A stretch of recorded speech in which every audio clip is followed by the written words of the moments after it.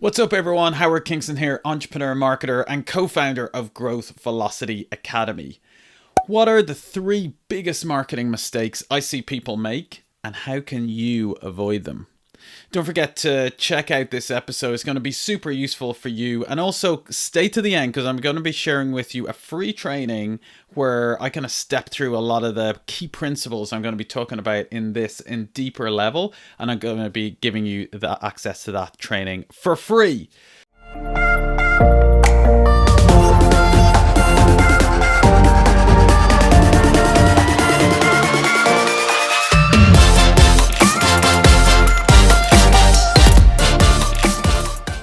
So, marketing mistakes. Now, I am honored, I'm privileged. I feel so blessed. I'm in a position I've been able to coach and mentor and teach thousands of marketers and entrepreneurs marketing over the last few years, as well as obviously doing it myself in my own companies.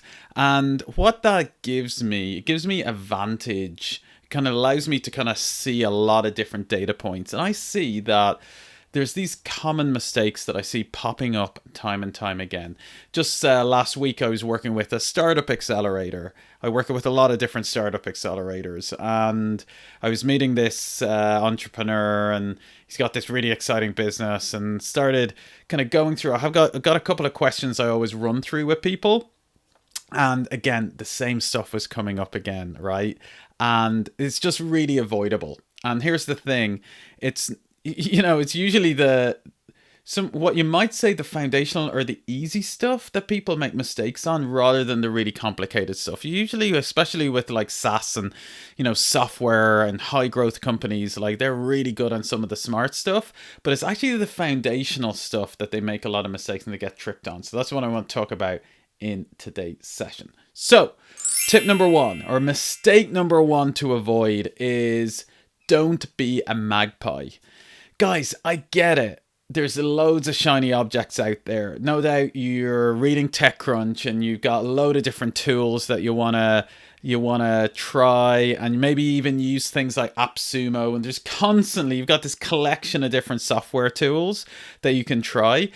But you need to understand that doing too many things and being a magpie and looking at shiny objects is going to hold you back if you don't keep focus, especially when it comes to growth, especially when it comes to marketing. I think it's Peter Thiel says this famous quote that, great businesses have figured out this one traction channel that really, really works for them. Whereas failed businesses never figure out that one traction channel. So it's really worth the time figuring out that one traction channel. Now, what he means by that, and I kind of paraphrase his quote a little bit there, but basically what he's saying is, hey guys, you don't need 10 marketing channels working to have a successful business. You just need one. And guess what? Many businesses never get one. So if you're trying to do too many things at once, like content, like ads, like SEO, like partnerships, like growth hacking, like all this stuff at once, it's counterintuitive, but you're actually less likely to do really well in any of them, right? Because any of those things are an art to themselves. Some people will spend all their careers just like mastering SEO, mastering ads. One of my favorite quotes on this is from Bruce Lee, the prophet Bruce Lee, who says, "I fear not the man who's practiced 10,000 kicks. I fear the man who has practiced one kick 10,000 times." Okay, so really remember that. One of the biggest mistakes I see people make is trying to do too many things, particularly in marketing. And I get it. There's a lot of stuff to do, but just keep focused. Just think about, for the next 90 days, what are the three main marketing objectives that you want to get focused on? Focus on them for 90 days. And guess what? You can always do the next channel in the next quarter if you so wish. It doesn't mean that you're not going to do it ever. It just means for the next 90 days, you're going to focus on mastering these three things. Well, it might be all three things on one channel, or it might be three different elements of three different channels. Okay, so tip number one is don't be a magpie. Tip number two, and mistake number two to avoid, is not having KPIs. All right. So what's a KPI? A KPI stands for Key Performance Indicator. It's essentially a metric that you have decided is the key thing that you're going to be shooting for. All right. Now, metrics and marketing, metrics, particularly with growth marketing and digital marketing, you can't have one without the other, right? It is essential. But yeah, one of the key mistakes I see people make is just not being rigorous on this. You know, it seems that in my experience, there's two types of marketers in the world. Brand marketers who are really good with creative stuff and like content and stuff like that, but are terrible with numbers. And then you have these like analysts, or what you might call math men, who are great at crunching numbers and like live out of a spreadsheet. Now, which is better? The reality is, for great marketing, you need both. Okay. And there's a few people that can kind of do a crossover. Not everyone can do that. I know some great growth marketers that are able to do that. But it doesn't matter if you're on one side, it's not one is better than the other per se.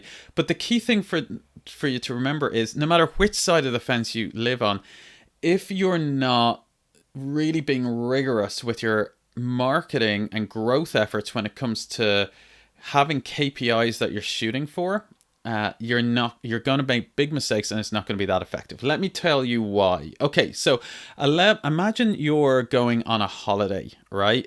How would you pick where you're going on holiday? Well, for example, just recently I went to Greece. And why did I choose Greece? Because the weather is great, the food is amazing, and you know what? It's pretty accessible time-wise for me to get there. Okay, I was like flying over from Ireland, and you know, great. So that was the point in time that I chose to get there.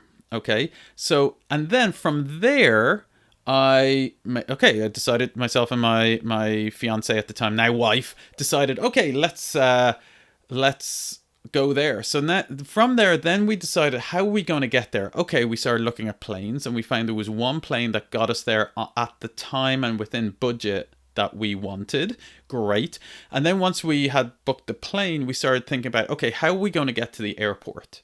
Now, that is something which is called backwards planning. Okay. And it's what happens is that's a military term. You choose the point that you want to get to, and then you work backwards from that. What you don't do is, you know, rarely when you go on holidays, you go, okay, I've got 2 weeks off, guys. Okay, I'm just going to go to the airport and figure out where I can get to. Now, don't get me wrong, that might be fun once, but it's not a very sustainable way to always end up to the place that you want to end up. Correct? You know, you might get lucky one time, you might get really unlucky another time, and you know what? You might not even be allowed on the plane another time. All right, so it's not a long-term strategy of getting your optimal outcome. Okay, so what's my point in this? Your KPI for your marketing activity is the same as picking the place that you want to go to on holiday. You choose it for various reasons. So let me give you an example. You might be running a paid ad campaign. One of your core channels might be running paid acquisition for Instagram or Facebook ads. You want to have very, very clear KPIs that you're shooting for before you set the campaign. The same would say even for PR. Let's say you're running a PR campaign, or partners, any channel at all. You should have a clear KPI that you know that you're trying to achieve before you start, not after, because otherwise you'll kind of start making up stories. Oh yeah, maybe that I did it, that's what I expected. No, you want to set a clear hypothesis, what you believe that KPI, and target what you believe that KPI should be before you start the campaign. Okay, so mistake number 2 to avoid is not having KPIs attached to your marketing campaigns. Otherwise, don't forget, you might end up who knows where in the world, somewhere you not want to be, all right, like you would on holiday. Okay, then tip number 3 is feature rich messaging. The mistake to avoid is feature rich messaging. What do I mean by this? So you might know the term a feature rich product means it's got lots of features. Well, what I mean by feature-rich messaging is something I see very, very commonly when it comes to particularly entrepreneurs and marketers when it comes to like SaaS or software. Why? Because these, you're inventing usually you're inventing this new type of technology, has never been existed in the world before. And then you need to go out and start telling people about it. Now, of course, you've built it yourself, or you've been you've been through the inception of it. So all the bells and whistles. And there's not like a tried and trusted ways to explain it because it's never been existed before. This is very different than if you opened up like a ice cream store or a barber shop, right? It's really easy to explain what they are because everyone understands what they are. But when it comes to a new app or a new platform or a new whatever it might be, like these are usually things that haven't been invented before. So you need to invent a new way to communicate it. And unfortunately, the mistake most people, most entrepreneurs, most marketers of software businesses fall into is that they focus on the features because they're so aware of the features. They've usually maybe even built them, coded them with their own hands, right? And they're proud of the features and they know how great they are. However, when you meet somebody who has no context of what your product is, let's just say, for example, at an event, and you walk up to them and they ask that question that everyone asks, so what do you do? And then you say, I have a platform that connects JavaScript with blah, blah, blah, blah, blah. And you start talking about what's called the features of the product, how the product works and the elements of the product. What you see is the other person starts to glaze over and they just don't get it, right? And what happens is then they either change the subject or they're usually not rude. They won't just walk away, even though, hello, in an online environment, when there's someone coming on the website, they would just hit the backspace and virtually walk away. But, when in real life, they won't, be rude. So they'll probably just change the subject and say, oh, what do you think of the weather today? Or something like that. But you need to understand that that is a failure on your part. You have to own that as an entrepreneur. That's a great thing I love about entrepreneurship, marketing.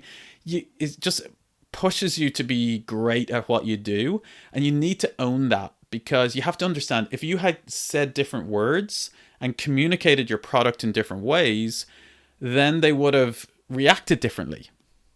See? Like, if Elon Musk was in your place and said, oh, I'm building a rocket to Mars, the person would not change the subject and say, oh, well, okay, what's the weather like today? No, they'd be like, what? Tell me more. Like, how?